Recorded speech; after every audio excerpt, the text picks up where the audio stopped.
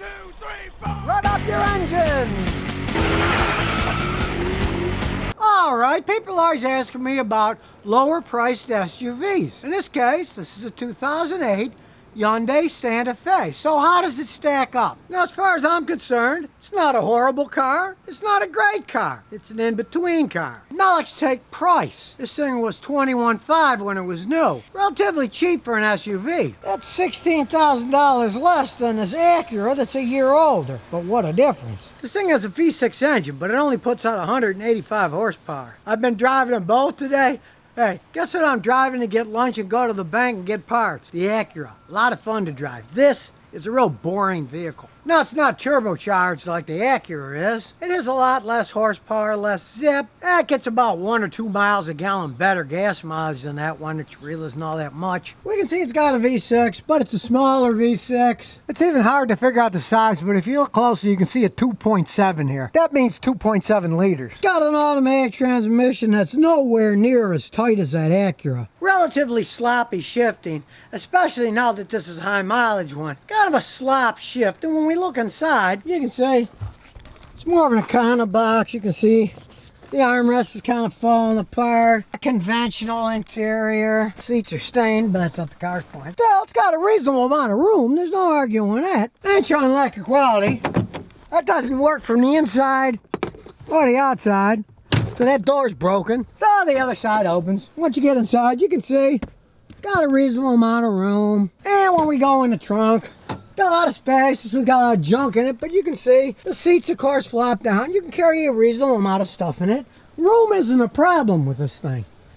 The real problem is it's just a lower quality vehicle. You see that door's broken. We start it up. We can see a couple of things. The tire pressure monitoring system's broken, as is the airbag system. Now I scanned it with my scanner. Sending units in the tires are bad. The tire pressure monitoring system isn't working because it's not receiving any information from some of them. Well, you'd have to replace them all. They're all probably going out. The batteries go bad. You know, that's typical. But then again, I see Toyotas, Hondas that are 20 years old and they're still working. The Hyundai's a little cheaper quality. And the airbag system has problem, and the electronics. They can get relatively expensive. Now, seatbelts work perfectly fine when you buckle them in, but hey, for safety's sake, they're putting these airbags in. If the system doesn't work right, you're not as safe. But you see it in Hyundais all the time. Particularly one is front wheel drive only. It's still got disc brakes front and back. As you can see, it's got sort of a roof racky thing. The paint's coming off of it. Nowhere near as nice in the Acura, but it still has it. Let's take it for a drive. See how it starts. It starts right up. Doesn't sound too bad. But that's because I fixed the ignition system. It was running pretty crappy before this, so let's take it for a spin. Back we go. Now we'll see how it accelerates. So step on the gas, and that doesn't take off all that fast considering it's got a V6 engine, and that Acura only had a 4-cylinder engine I was talking about. It's much faster. As we corner, kind of sloppy steering. It's not the tightest. Again, it's nowhere near as good as the Acura. And when you're going over bumps, you feel it quite a bit more. You can just tell. It's an overall cheaper car. We'll floor it, and it makes noise, but it doesn't really take off all that fast. It sounds like it's going fast, but it really isn't. Like I said, yeah, feel the bumps. It's more like a boat than a race car. You kind of point and drive. But I do have to say, if you look at the speedometer, this thing does have 192,000 miles on it. And it is still driving down the road. It's not falling apart. A relatively rough riding, rough steering, and sort of slow vehicle. But it's still going down the road. Hey, see? Still blowing nice and cold. Hey, for a vehicle that's got 192,000 miles on it, it's still running decently. You want a cheaper SUV that can last a while. They're not terrible cars. Middle of the road. And it gets the usual middling gas mileage that any middle-sized SUV is going to get. Not a total gas hog, but certainly not extremely economical, especially when you consider the lack of power that it has. You'd expect a little bit better gas mileage for something that's as slow as this thing is. But then again here, you get what you pay for. You pay a lot less. Hey, if you don't mind paying a lot less, having a somewhat slower vehicle that doesn't shift perfect, it's kind of sloppy cornering, doesn't have the greatest ride, But hey, this thing, 192,000 miles, it's still running decent enough for the owner. This is an older one. The problem with the newer ones is they're all worried about that gas mileage crap, so they're throwing turbocharged 4-cylinder engines in them that have more power and theoretically on paper get better gas mileage. But those engines, they're not going to have 192,000 miles on them and be running as smooth as this thing is. They'll start burning oil. Sometimes they blow head gaskets. The turbos can break. There's a lot more strain on a smaller engine. You are better with a vehicle like this if you get something like a normally aspirated V6 that this has. Not a race car, but it'll get you where you're going. You want an SUV like that, you want to pay a lot less, nothing wrong with buying one of these. Just don't expect crisp handling, things that don't break, doors broken, all those lights are on,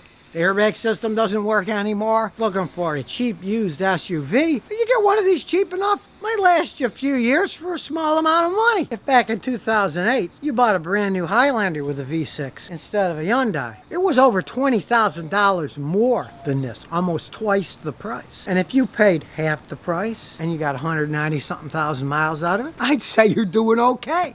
If you don't mind the lack of quality, worse handling, it's not like it's falling apart every 2 minutes. Let's face it, a lot of people these days, money is a prime object. If you could buy one that's half the price of a really quality one, but it still goes 192,000 miles, a lot of people will say it's a fine deal by me, especially secondhand. They go for peanut money secondhand. You never know. Like I always say, you want a mechanic like me to check it out before you buy the thing. You never buy a used car, especially a high mileage one, without a mechanic looking at it. But you can get a pretty good deal on that.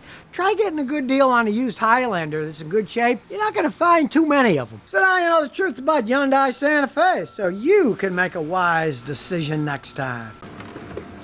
And here's some bonus questions and answers. Well, things may change, but some things still remain the same. Ford has to recall 68,000 2020 F-150s, Rangers, and Expeditions. A part that they might have placed wrong can make the driver put the shifter in park, but the transmission is still in drive. So you could park the vehicle, you got it in park, and you walk away, it could roll away because it's no longer in park, it's actually in drive, and it could roll away. Now, if you put your emergency brake on, you're not going to have to worry about it. So if you own one of these 2020s, for 68,000 they're being recalled, just make sure that when you stop it and put it in park, put the emergency brake on. You want to make sure you put the emergency brake on so that doesn't happen. The problem is a clip that's supposed to keep the gear shift and transmission connected to each other. If it's not seated, then it slips. And so you think you're in park, but actually it slips, so it's still in drive. So like I say, if you own one of those, just make a point of always using your emergency brake when you stop and put it in park so that didn't happen. And you would also have to be careful if you start it up in park. Make sure your foot's solid on the brake and hold it tight, because if it's in park and the computer allows it to start because it's in park, but it's in drive, if you start it, it would immediately take forward.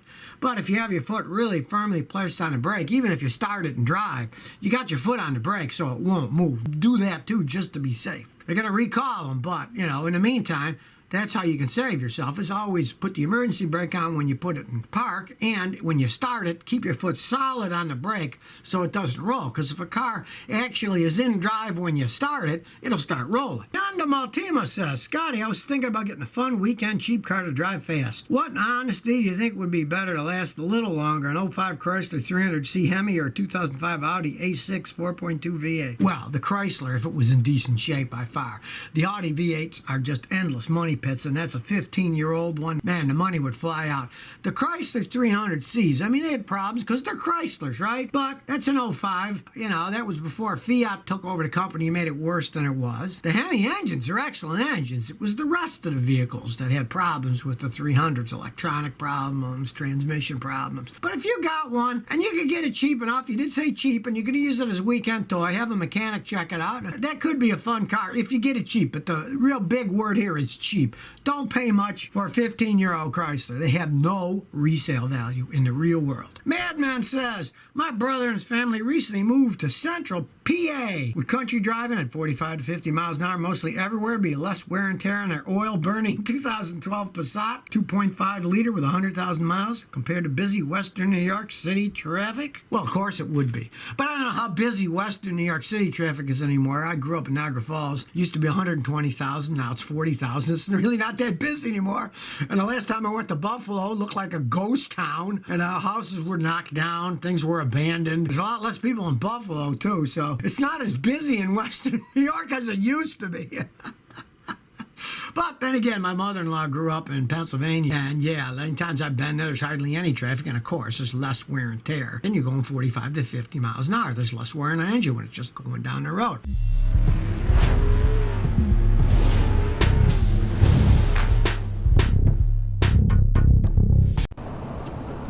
So if you never want to miss another one of my new car repair videos, remember to ring that bell.